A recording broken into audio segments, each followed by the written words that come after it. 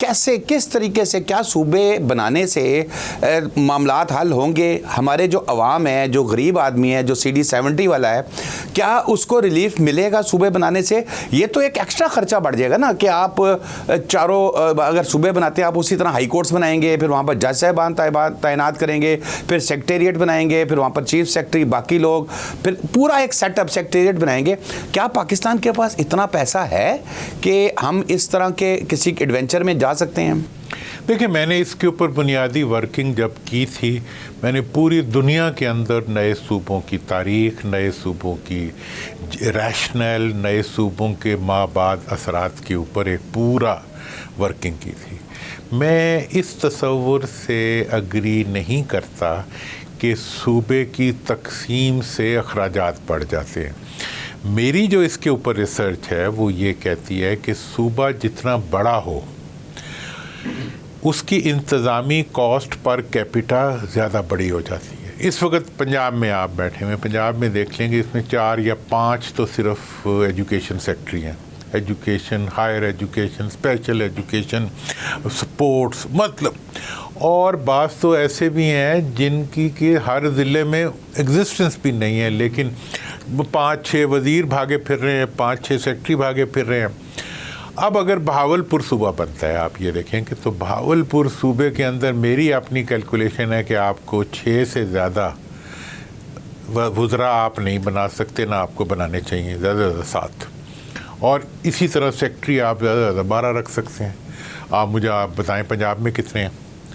मतलब ये है कि एक लेविश जो है मैनेजमेंट सिस्टम है। और एंड में क्या है? एंड में ये है कि जब बहावलपुर और जनूबी पंजाब सूबे का प्रेशर आया पिछली हुकूमत के ऊपर और इन्होंने सूबाई असम्बली में सारी पार्टियों ने पास कर दिया और मरकज़ में जाके मुनाफ़कत से रोक दिया। बिल्कुल। जब प्रेशर आया तो उन्होंने कहा जी अच्छा हम सेक्रेटेरिएट बना देते हैं जनूबी पंजाब। जी हाँ, बिल्कुल, वो भी अब मेरा ख्याल है आप उजड़ गए। हाँ, सेक्रेटेरिएट जब बनाया, मेरे पास आए कि जी आपकी क्या राय है? मैंने कहा तुम तो यार आवाम के गिर्द सुर्ख फीते को मज़ीद लंबा कर रहे हो। बिल्कुल। और रिज़ल्ट उसका ये निकला कि जो पेंशन के कागज़ लाख रुपए रिश्वत पे पंजाब में बन जाया करते थे, वो जनूबी पंजाब के साथ 1,30,000 के। बिल्कुल। तो महंगा ये की हो गया। उन्होंने कहा जी कि हम 2 सेक्रेटेरिएट तो गुजारने हैं कागज़। तो मतलब ज़ाहिर है बिल्कुल कि आप हुकूमत को जितना आवाम के करीब ले आएंगे, हुकूमत की कॉस्ट उतनी कम हो जाती है। सेक्रेटेरिएट बनाने पड़ेंगे, ये वो तो आपने अभी भी जितने सेक्रेटेरिएट, जितने स्पेशल इनिशिएटिव, जितने ब्यूरोक्रेटिक मतलब ब्लैक होल्स आपने बनाए हुए हैं, वो तो पंजाब में तो कोई हिसाब ही नहीं है उसका। तो लिहाजा मैं ये समझता हूँ कि ये कहना कि सूबों की वजह से कॉस्ट बढ़ जाएगी, ये बईदस कयास है ये बात। दूसरी बात है, आप इंडिया को उठा के देख लें, आप जापान को उठा के देख लें, आप चाइना को उठा के देख लें, आप टर्की को उठा के देख लें, आप जिन ममालिक के अंदर छोटे छोटे सूबे बने हुए हैं वहाँ जाके देख लें, वहाँ की गवर्नेंस बेहतर हुई है, वहाँ की मैनेजमेंट कॉस्ट कम। लेकिन सर, आबादी के लिहाज से अगर हम देखें, इंडिया की हमने जैसे बात की, उत्तर प्रदेश की तकरीबन 25 करोड़ की आबादी है, तो आबादी तो हमारी तो कुल मिला के 22 से 23 करोड़ है, तो उसके एक सूबे की हमसे ज़्यादा आबादी है।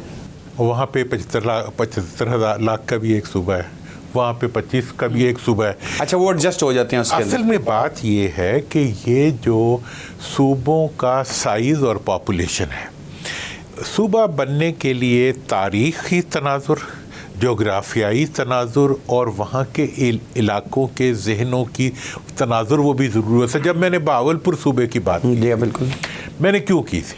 मैंने इसलिए की थी कि बहावलपुर जो है वो 1955 से पहले वो सूबा था। वहाँ के अवाम जो है वो अपनी उस पहचान से प्यार करते थे और उनकी ये ख्वाहिश थी कि ये पहचान जो है उनकी रहे। اس لیے جب صوبے کی بات کی گئی تو وہ ایک دم سے سب کھڑے ہو گئے. یہ تو وہاں کی ایک حقیقت. اب اس کے بعد جو چیز جس نے سپلیمنٹ کیا وہ یہ ہے کہ آج اگر آپ بہاولپور کے کسی محکمے کو اٹھا کے دیکھ لیں تو اس کے اندر آپ کو 5 to 10% سے زیادہ مقامی پاپولیشن نظر نہیں آتی. باقی سب باہر کے لوگ آ جاتے ہیں.